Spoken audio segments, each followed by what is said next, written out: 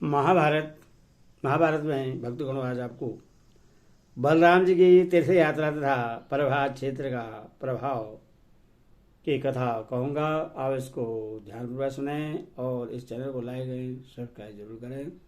कथा सुनिए।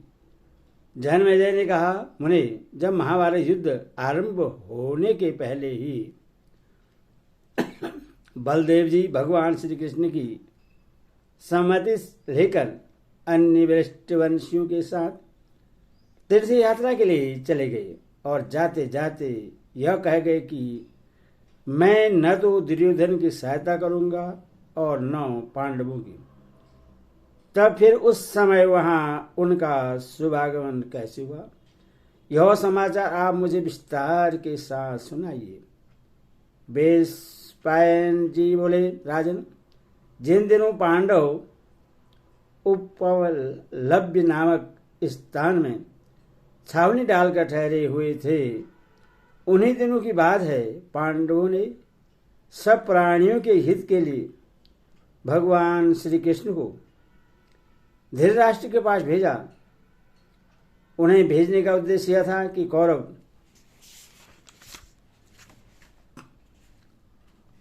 पांडवों में शांति बने रहे, कलह न हो। भगवान हस्तिनापुर जाकर धृतराष्ट्र से मिले और उनसे सबके लिए हित कर एवं यथार्थ बातें कही, किंतु उन्होंने भगवान का कहना नहीं माना।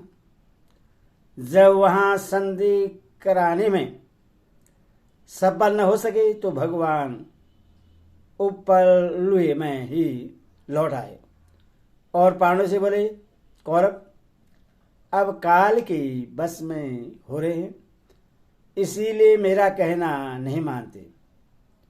पांडवों, अब तुम लोग मेरे साथ पुष्य नक्षत्र में युद्ध के लिए निकल पड़ो।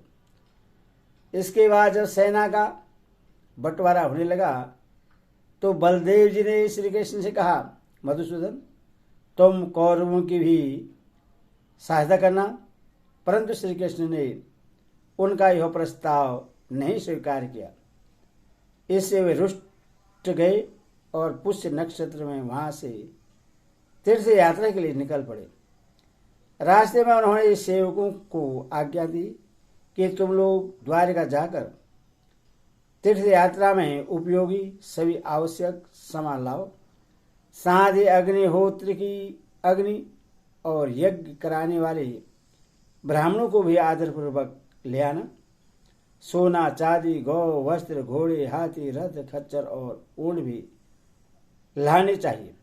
इस प्रकार आदेश देकर वे सरस्वती नदी के किनारे किनारे उसके प्रभाव की ओर तीर्थ यात्रा के लिए चल पड़े। उनके साथ ऋतुज, सुहृदय, श्रेष्ठ ब्राह्मण, रथ, हाथी, घोड़े, सेवक, बैल, खच्चर और ऊंट भी थे। उन्होंने देश देश में थके, मादे, रोगी, बालक और वृद्धों का सत्कार करने के लिए तरह तरह की देने योग्य की वस्तुएं तैयार करा रखी थी।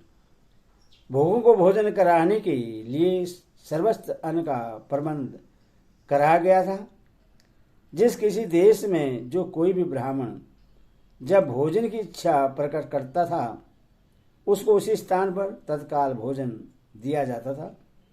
भिन्न भिन्न तीर्थों में बलदेव जी की आज्ञा से उनके सेवक खाने पीने के पदार्थों के ढेर लगा रखते थे। ब्राह्मणों के समानार्थ बहुमूल्य वस्त्र, पलंग और बिछौने तैयार रहते थे। इस यात्रा में सब लोग आराम से चलते और विश्राम करते थे। यात्रा करने वालों की यदि इच्छा हो तो उन्हें सवारियां भी मिलती थी। प्यासे को पानी पिलाया जाता और भूखे को स्वादिष्ट अन्न दिया जाता था। उन यात्रियों का रास्ता बड़े सुख से तय होता था। सबको स्वर्गीय आनंद मिलता था। सभी सदा ही प्रश्न रहते थे। साथ में खरीदने बेचने की वस्तुओं का बाजार भी चलता था। महात्मा बलदेव जी ने अपने मन को बस में रखकर पूर्ण तीर्थों में ब्राह्मणों को बहुत सा धन दान किया। यज्ञ करके उन्हें दक्षिणाएं दी। हजारों दूध देने वाली गौ में दान की। उन गौओं के सींग में सोना मड़ा था और उन्हें सुंदर वस्त्र उड़ाए गए थे।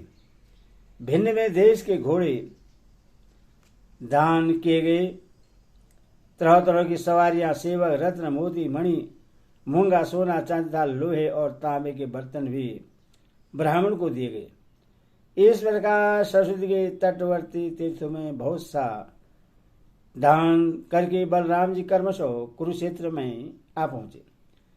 जय ने कहा, ब्राह्मण, अब आप मुझे सरस्वती के तटवर्ती तीर्थों के गुण, प्रभाव और उत्पत्ति की कथा सुनाइए। इन तीर्थों में जाने का फल क्या है और यात्रा की सिद्धि कैसे होती है, तथा जिस कर्म से बलराम जी ने यात्रा की थी वह कर्म ही बताइए। मुझे यह सब सुनने के लिए बड़ा कौतूहल हो रहा है। वेशपायन जी बोले, राजन, सरस्वती तट के तीर्थों का विस्तार, उनका प्रभाव तथा उनकी उत्पत्ति की पवित्र कथा में सुना रहा हूँ, सुनो। यादव नंदन बलदेव जी ब्राह्मणों और ऋतुजनों के साथ सबसे पहले प्रभास क्षेत्र में गए, जहाँ राज शैमा से कष्ट पाते हुए चंद्रमा को शाम से छुटकारा मिला तथा अपना खोया हुआ तेज भी प्राप्त हुआ, जिसे वे सारे जगत को प्रकाशित करते हैं। चंद्रमा को परिभाषित करने के कारण ही वह प्रधान तीर्थ पृथ्वी पर परिभाष नाम से विख्यात हुआ। जन्म पूछा, मुनिवर, भगवान सोम को शैमा कैसे हो गया और उन्होंने उस तीर्थ में किस तरह स्नान किया तथा उनमें डुबकी लगाने से वे रोग मुक्त हो पुष्ट किस प्रकार हुए, ये सारी बातें आप मुझे से विस्तार के साथ बतलाई। वैश्वायन जी ने कहा, राजन, दक्ष प्रजापति की संतानों में अधिकांश कन्याएं हुई थी।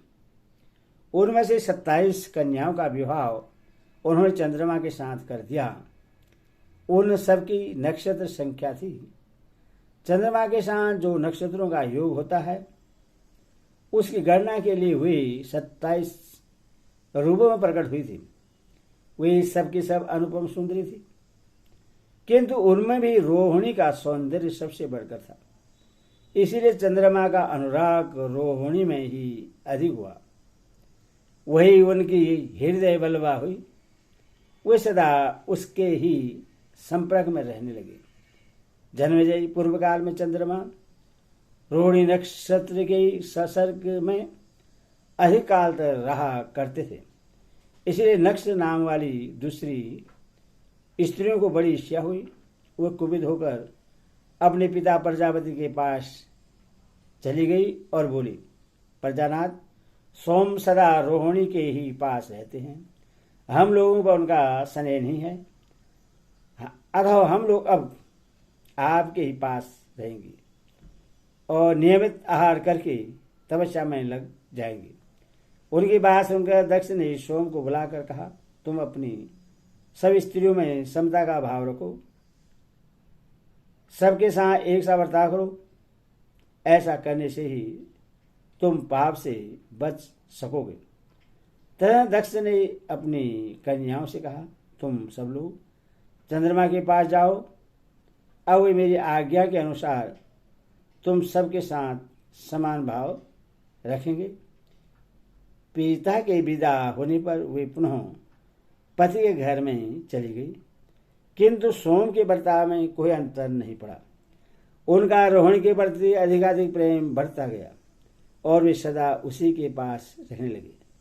तब शेष कन्याएं पुनः एक साथ होकर पिता के पास गई और कहने लगी, पिताजी, सोम ने आपकी आज्ञा नहीं मानी, अब तो हम आपकी ही सेवा में रहेगी। यह सुनकर दक्ष ने फिर सोम को बुलाया और कहा, तुम सब स्त्रियों के साथ समान बर्ताव करो, नहीं तो मैं सांप दे दूंगा। परंतु चंद्रमा ने उनकी बात का अनादर करके रोहिणी के ही साथ निवास किया। जब दक्ष को पुनः इसका समाचार मिला तो उन्होंने क्रोध में भरकर सोम के लिए यक्षमा की सृष्टि की यक्षमा चंद्रमा के शरीर में घुस गया। सही रोग से पीड़ित हो जाने के कारण चंद्रमा प्रतिदिन क्षीण होने लगे। उन्होंने अब उसे छूटने का यत्न भी किया, नाना प्रकार के यज्ञ आदि के, किंतु दक्ष के सांप से छुटकारा न मिला। वे प्रतिदिन क्षीण ही होते गए। तब चंद्रमा की प्रभा नष्ट हो गई तो अन्न आदि औषधियां का पैदा होना भी बंद हो गया। जो पैदा भी होती उनमें न कोई स्वाद होता न रस। उनकी शक्ति भी नष्ट हो जाती थी। इस प्रकार अन्न आदि के न होने से सब प्राणी का नाश होने लगा। सारी प्रजा दुर्बल हो गई। तब देवताओं ने चंद्रमा के पास आकर कहा, यह आपका रूप कैसा हो गया? इसमें प्रकाश क्यों नहीं होता? हम लोगों से सारा कारण बतलाइए। आपसे पूरा हाल सुनकर फिर हम इसके लिए कोई उपाय करेंगे। उनके इस प्रकार पूछने पर चंद्रमा ने उन्हें अपने को सांप मिलने का कारण बताया और उस सांप के रूप में यक्षमा की बीमारी होने का हाल भी कहा सुनाया। देवता लोग उनकी बात सुनकर दक्ष के पास गए और बोले, भगवान, आप चंद्रमा पर प्रसन्न होकर सांप निवृत्त कीजिए। उनका सही होने से प्रजा का भी सही हो रहा है। तृण लता, बेले, औषधियां तथा नाना प्रकार के बीज ये सब नष्ट हो रहे हैं। उनके न रहने से हमारा विनाश ही हो जाएगा। फिर हमारे बिना संसार कैसे रह सकता है? यह बात पर ध्यान देकर आपको अवश्य कृपा करनी चाहिए। देवताओं के ऐसा कहने पर प्रजापति बोले, मेरी बात पलटी नहीं जा सकती। एक शर्त पर उसका प्रभाव कम हो सकता है। यदि चंद्रमा अपनी सब स्त्रियों के साथ समान बर्ताव करे तो सरस्वती नदी के उत्तम तीर्थ में स्नान करने से ये पुनः पुष्ट हो जाएंगे। फिर ये 15 दिनों तक बराबर क्षीण होंगे और 15 दिनों तक बढ़ते रहेंगे। मेरी यह बात सच्ची मानो। पश्चिम समुद्र के तट पर जहाँ सरस्वती नदी सागर में मिलती है, जाकर भगवान शंकर की आराधना करें। इसे उन्हें इनकी खोई हुई कांति मिल जाएगी। इस प्रकार प्रजापति की आज्ञा होने से सोम सरस्वती प्रथम तीर्थ प्रवास क्षेत्र में गए। वहां अमावास्या को उन्होंने स्नान किया। इससे उनकी प्रभा बढ़ गई। फिर वे समस्त संसार को प्रकाशित करने लगे। तब देवता लोग चंद्रमा को सान लेकर प्रजापति के पास गए। उन्होंने देवताओं को तो विदा कर दिया और चंद्रमा से कहा, बेटा, आज से अपनी पत्नियों का और ब्राह्मण का कभी अपमान न करना। जाओ, सावधानी के साथ मेरी आज्ञा का पालन करते रहना। यह कहकर प्रजापति ने उन्हें जाने की आज्ञा दी। चंद्रमा अपने लोक में गए और संपूर्ण प्रजा पूर्वत प्रश्न रहने लगी। जन्मेजय, चंद्रमा को जिस प्रकार सांप मिला था वह सारा प्रसंग मैंने तुम्हें सुना दिया। साथ ही सब तीर्थों में प्रधान तीर्थ का प्रभाव भी बता दिया। उस तीर्थ में स्नान करने के पश्चात बलराम जी चमसु देद नामक तीर्थ में गए। वहाँ विधिवत स्नान करके उन्होंने नाना प्रकार के दान किए और एक रात वहीं निवास भी किया। दूसरे दिन उत्पाद तीर्थ में गए, जहाँ स्नान करने से मनुष्य का कल्याण हो जाता है। इस तीर्थ में सरस्वती नदी का जल जमीन के भीतर छिपा रहता है। ओम नमः शिवाय।